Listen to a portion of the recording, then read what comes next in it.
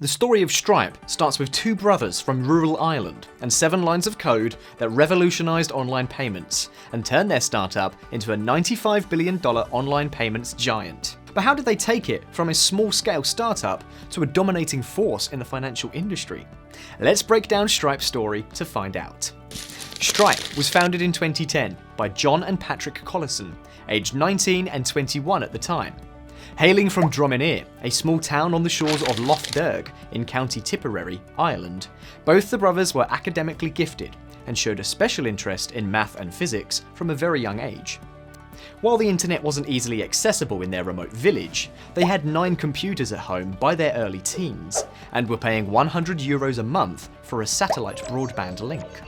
When they were 18 and 16, John and Patrick launched their first ever business called Automatic, which helped eBay store owners track their inventory. 10 months later, a Canadian company bought it for $5 million, a testimony to the brothers' talent.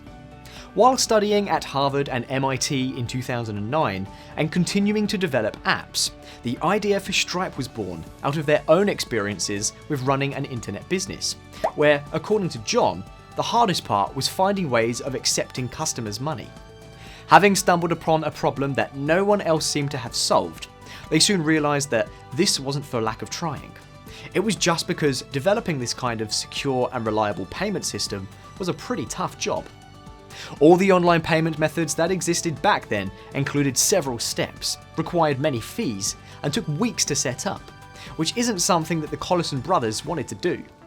They took a leap of faith and wrote 7 simple lines of code that businesses could plug into websites and apps to instantly connect with credit card and banking systems and receive payments, streamlining the process considerably. In 2010, both the brothers dropped out of college to try and get their business idea off the ground. And so Stripe, although then called Dev Payments, was born as an online payment processing platform. The company aimed to cater to web-based ventures of all sizes, preventing fraud and offering easy-to-use payment solutions. Still confused as to what made Stripe stand out? It's because the platform software made it possible for online businesses to accept digital payments without having to obtain licenses or strike deals with banks or credit card operators to receive money. This model is what gave Stripe its edge and motivated businesses to start using the platform's services. In 2010, they received an estimated $20,000 to $30,000 of seed funds through startup accelerator Y Combinator, which had previously funded Automatic, helping the Collison brothers start their operations.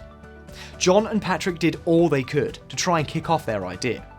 They approached people like Elon Musk and Peter Thiel to ask them to invest in Stripe. It's a little impetuous to go to PayPal founders and say payments on the internet are totally broken, said John in an interview, adding that you can WhatsApp anyone around the world and it's free. It's a remarkable act of coordination between the telcos and ISPs and the people who own the fibre underneath the sea to create this global communications network. Then, if you look at the economic infrastructure, we haven't even started. Their confidence paid off when Thiel led a $2 million seed round with Sequoia Capital and Andreessen Horowitz in 2011. In 2010, Sequoia Capital led the Series A round alongside PayPal co-founder Elon Musk, Elad Gil, and Max Levchin, bringing Stripe's valuation to $100 million. Its valuation crossed the $1 billion threshold after 2014's Series C round, led once again by Sequoia Capital and founders fund Collisons Ventures, and Allen & Company brought in $80 million and raised its valuation to $1.8 billion.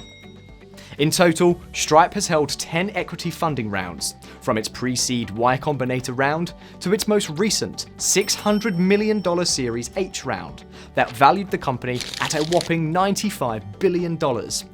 Stripe has raised $2.2 billion from 39 investors, more money than the company needs, making it highly capital efficient. This has also helped the Collison brothers' net worth go up to $11 billion each.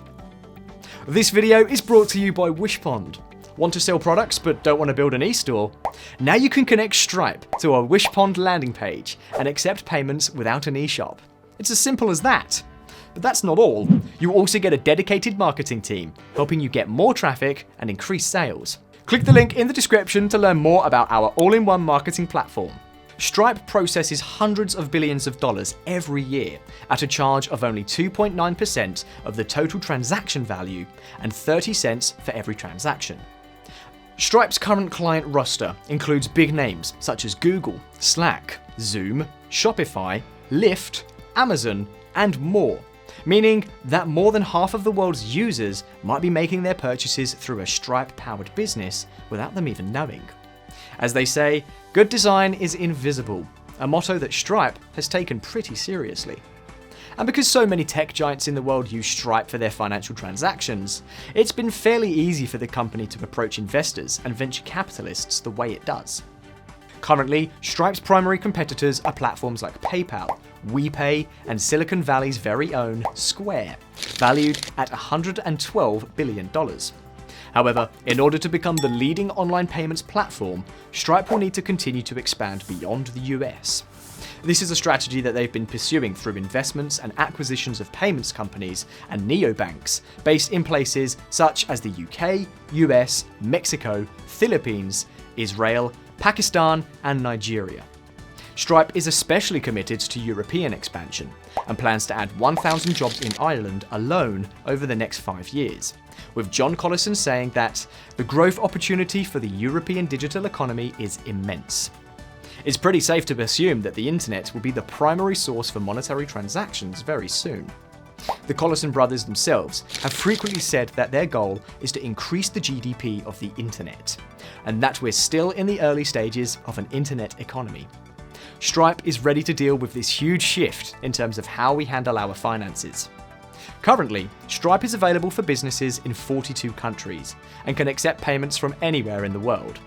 As John Collison sees it, moving commerce online will be a global equalizer, which means that businesses aren't limited to geography now because of how easy the payment system is. The company's recent funding will be used, in part, to fuel global expansion, which shows that Stripe is ready to go big once the digital financial revolution comes. So, with this kind of rapid success, is Stripe going public soon? The company itself hasn't announced anything, but having filed its intentions to IPO with the Securities and Exchange Commission in July 2021, expectations are that it will go public in the last quarter of 2021, or the first quarter of 2022. As of now, Stripe has 50 corporate clients that each process more than $1 billion annually. The company also has 2,500 employees at its 14 offices worldwide, showing how far this small company has managed to go in just a decade into its operations. Over time, Stripe has become the default choice for businesses worldwide, which is reason enough to believe that this platform will always be relevant in this age of the internet. That's a wrap for our breakdown of how Stripe became a $95 billion startup. What do you think of the company's journey through the years? Let us know in the comments below. And if you enjoyed this video, please consider giving it a share and a big thumbs up. For similar stories, subscribe to our channel and hit that bell icon. See you soon. Until then, bye.